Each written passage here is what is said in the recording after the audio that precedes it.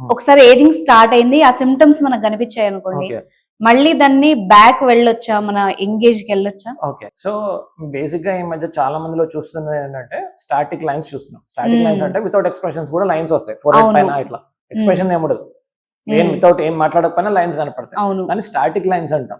ఈ static lines వచ్చిన వాళ్ళకి మనము పిఆర్పి చేస్తాము ఫేస్ కి, స్కిన్ కి, అండ్ లేజర్స్ ద్వారా పోగొట్టచ్చు. అండ్ డైనమిక్ లైన్స్ అంటాం. డైనమిక్ లైన్స్ అంటే ఏంటది, మనం ఎక్స్ప్రెషన్ ఇస్తున్నప్పుడు, నేను నవ్వుతున్నప్పుడు వచ్చేవి, ఆర్ ఇట్లా కిందకి చూస్తున్నప్పుడు, లేకపోతే ఏమైనా ఎక్స్ప్రెషన్ ఇస్తున్నప్పుడు వచ్చేవాడిని డైనమిక్ లైన్స్ అంటాం. వాటికి బోటాక్స్ లాంటివి చేయొచ్చు. సో అది ఇంకా సాగింగ్ ఫేస్ అలాంటిది ఉంది, అలాంటి వాటికి మనం కొన్ని హైఫుల్ లాంటి ఎక్విప్మెంట్ ఉంది, దానివల్ల టైటనింగ్ ఎఫెక్ట్ ఉండేటట్టు చేయొచ్చు. RF based anti ageing machines వస్తున్నాయి, వాటితో కూడా మనం ప్రొసీజర్ అనేది చేయొచ్చు. ఓకే, అండ్ ఇంకా అడ్వాన్స్డ్ ట్రీట్మెంట్స్ ఏమున్నాయి సార్ స్కిన్ కి సంబంధించి? RF based skin anti ageing treatments వస్తున్నాయి, రేడియో ఫ్రీక్వెన్సీ బేస్డ్. దాని వల్ల కూడా టైటనింగ్ ఎఫెక్ట్స్ అనేది ఉంటాయి. సో ఒకటి ఏంటంటే ప్రికాషనరీ గా మనం తీసుకునేది.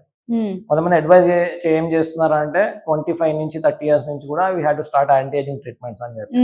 సో వన్స్ మన ఏజింగ్ సెట్ అయితే మనం కొంతవరకే రివర్స్ తీసుకోవచ్చు, కానీ ప్రికాషనరీగా వన్స్ మనం టేక్ కేర్ చేయగలిగితే మనం ఏజ్ అనేది చాలా పోస్ట్ పోన్ చేయగలచ్చు. అవాయిడ్ అయితే చేయలేము, we can post phone. Okay, thank you so much for your time sir. Sure.